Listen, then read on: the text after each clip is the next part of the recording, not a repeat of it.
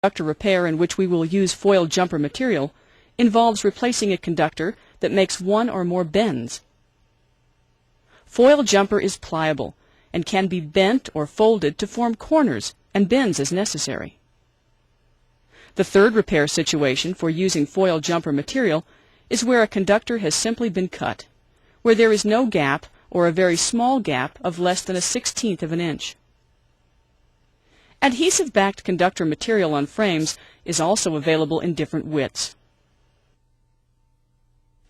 These adhesive-backed replacement conductors may be layered with solder coating on top, followed by the copper conductor, brown oxide, and finally dry adhesive film on the bottom. We'll use this type of replacement when the original conductor was a straight run and if the missing section can be spanned with a length of adhesive-backed material. As usual, let's start with the analysis section of the repair process. First, look to see if the board surface is damaged. Is the conductor there and usable, or is it missing?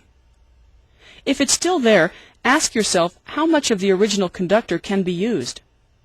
Did the original make any turns or bends? We will assume that it's missing or badly damaged, a straight run, and that the gap can be spanned with a length of adhesive-backed material. Let's begin the actual work of the replacement. First, we'll prepare the ends of the original conductor. You may decide that one or both ends need to be cut back to a position where they are still firmly bonded to the board. So with your tweezers, gently lift one end of the original conductor until it pulls tight against the part of the board where it is still well bonded. Then using your utility knife, cut the conductor off at that point.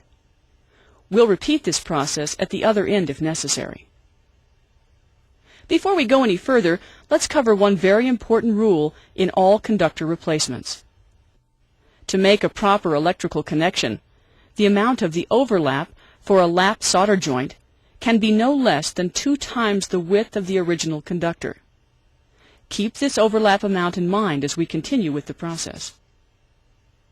Next, with your utility knife, scrape away any solder mask from the ends of the original conductor. This will give us a clean copper surface for soldering the new piece of conductor material onto the original conductor material. So that you have some room to work with, scrape more solder mask from each end than the minimum 2 times the width overlap. Clean away 4 to 5 times the width of the conductor. Now we need to clean each end with an approved solvent and a lint-free swab, and blot dry. Next, we'll tin the ends of the original conductor. Tin more than the minimum amount required.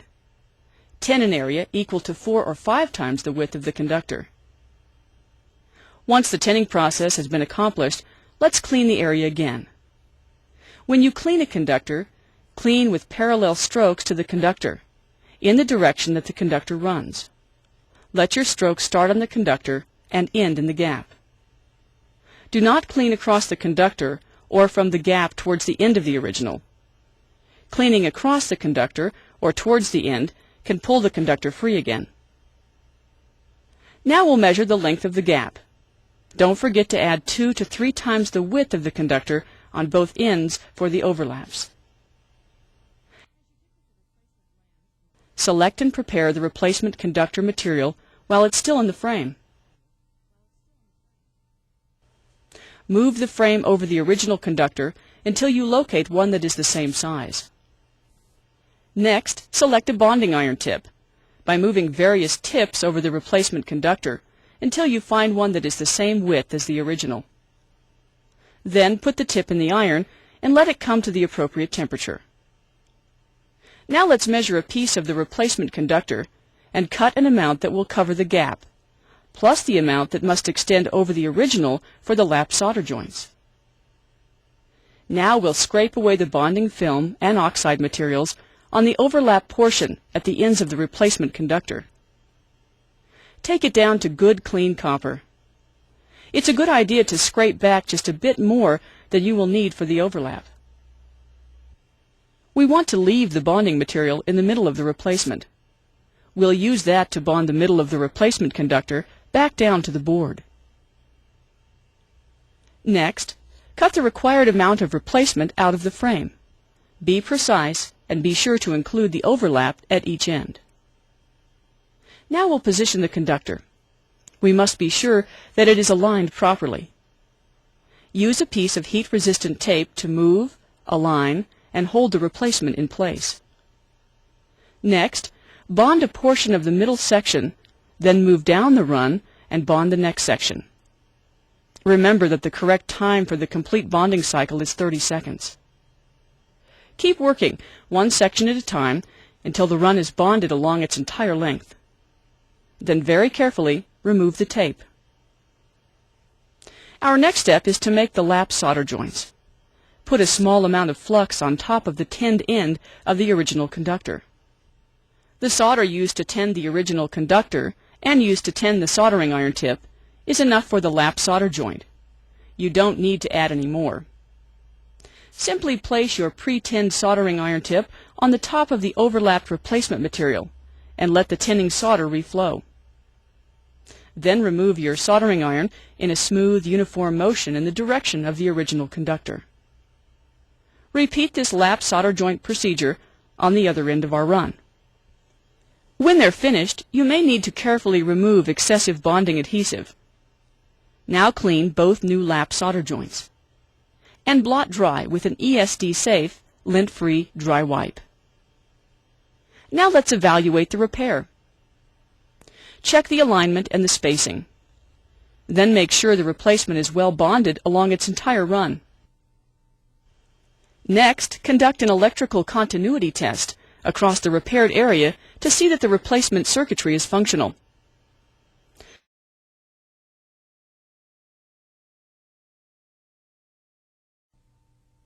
Repair process number 6 involves covering a very short gap of less than 1/16 of an inch using foil jumper material.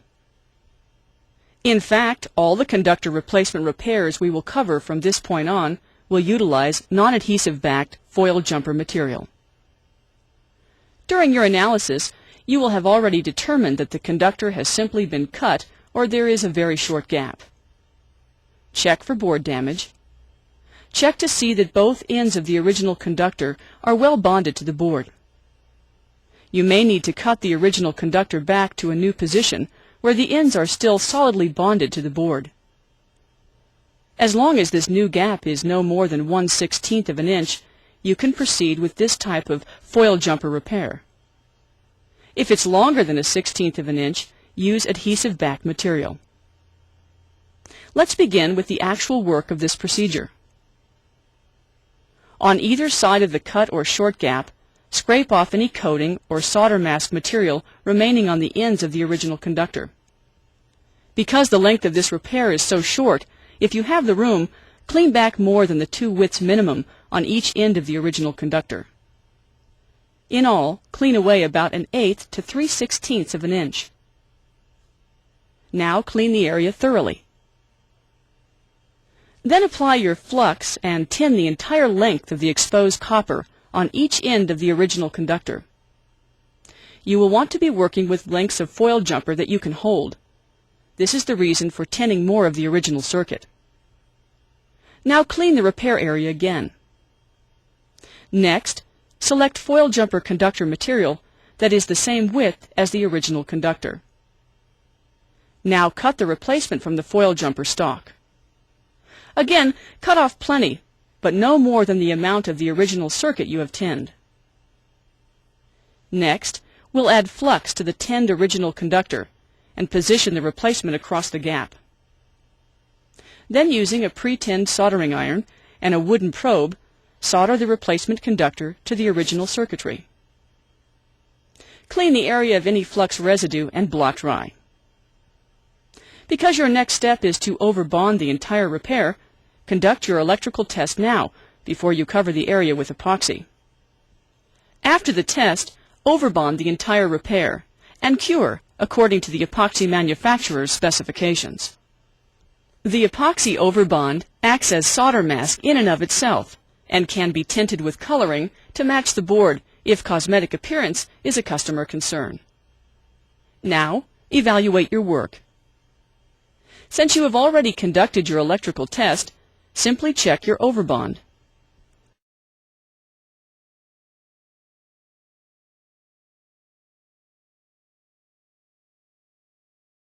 The next method of conductor replacement again involves the use of foil jumper as replacement material. We'll use it to replace a long straight run of conductor material, longer than the length you can find in an adhesive-backed frame.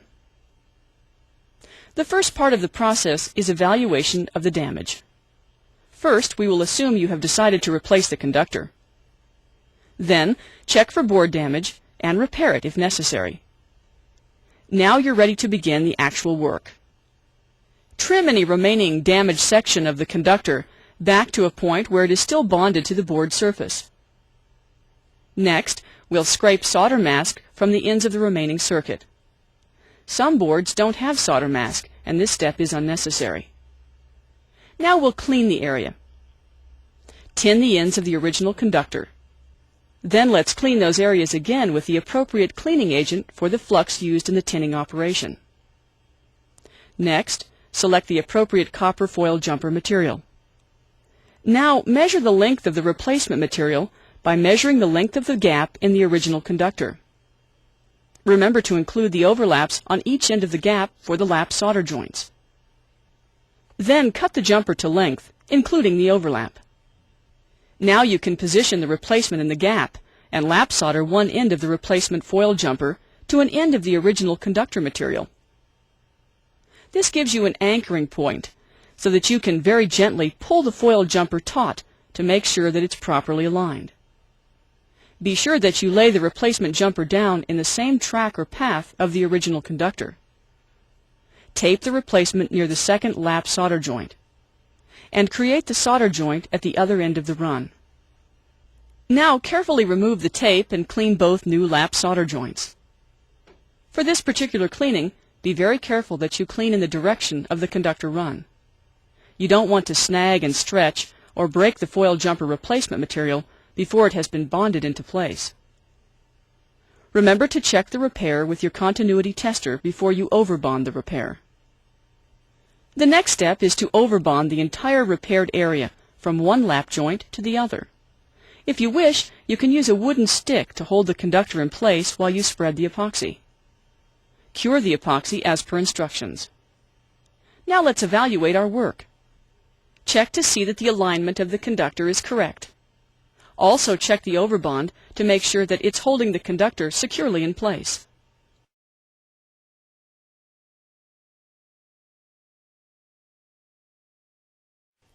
Now we can begin learning about repair process number 8, which involves the replacement of a long conductor run that makes one or more bends. We'll be using foil jumper as replacement material. The first part of this procedure is identical to the previous procedure, so let's follow the same beginning steps in the same order. First, perform the same evaluation as in the last repair. We will assume you have decided to replace the conductor, so check for board damage and repair it if necessary. Now, continuing with the repair work, remove any damaged section of the original conductor to a point where it still has a good bond with the board surface. Scrape solder mask from the ends of the remaining circuit and remove all of this loose material from the damaged site. Remember to remove a bit more mask than the lap solder joint calls for. And clean the area. Now we'll add flux and tin the ends of the original conductor. Once again, tin a bit more than you need for the overlap. Then let's clean those areas again. Next, we select the appropriate copper foil jumper material. Now measure the length of the replacement run, including the overlaps on each end. Then cut the replacement material to length. We're ready to position the replacement in the gap and solder one end of the replacement foil jumper to one of the ends of the original conductor material.